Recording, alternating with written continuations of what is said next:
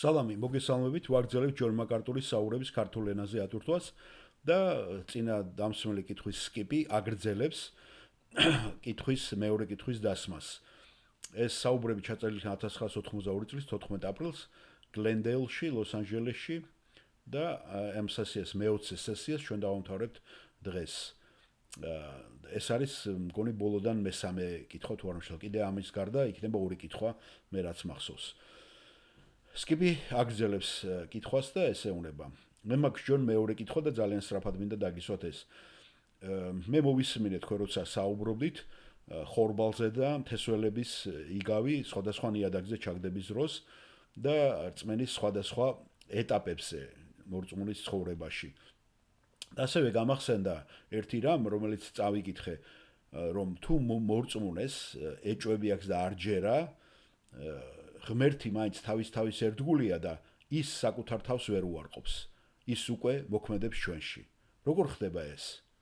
და ჯონ მაკარტური პასუხობს: "დიახ, თქვენ ლაპარაკობთ ტიმოთეს წერილზე, მეორე ტიმოთეს მეორე თავი, მე-13, რომც არ ვირწმუნოთ, ის მაინც არწმუნო, რადგანაც თავის თავს ვერ განუდგება." ამ ტექსტზე საუბარი.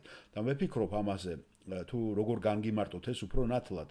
მე ვაპირებ ველოდების სიმართლე გითხრათ, როცა ჩვენ მივადგებით და მივალთ ტიმოთეს წერილამდე, როდესაც მე უკვე ნამდვილად დოგმატურად მივიღებ მასზე ჩემს ას. მაგრამ მე შემიძლია ახლა ესეთი რამე გითხრათ. ქრისტიანებს შეუძლიათ რომ კონდეთ ეჭვები და ეჭვნენ პერიოდულად და ეს პერიოდი გასავლელია ყველა. გახსოვთ მოწაფეებმაც გააკეთეს ეს და გახსოვთ იესომ რა უთხრა: "ო მცირედ მორწმუნენო", მაგრამ ისინი მაინც მორწმუნეები იყვნენ, გახსოვთ ხომ? და არ უღალატეს იესო ქრისტეს რწმენას.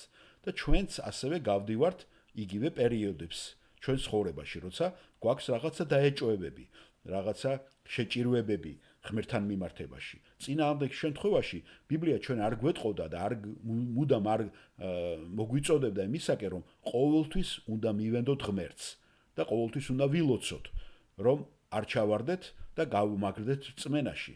ასე რომ მემჯერა, რომ არის პერიოდები ჩვენ ცხოვრებაში, როდესაც შეგვიძლია გავიაროთ და დავეჭვდეთ.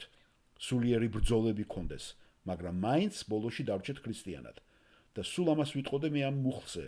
მეტი ბევრის თქმა არ შემიძლია, მაგრამ თუ თქვენ და ვიღაცა კატეგორიულად უარყოფს ღმერთს, მაშინ თქვენ ვერ დარჩებით ქრისტიანად.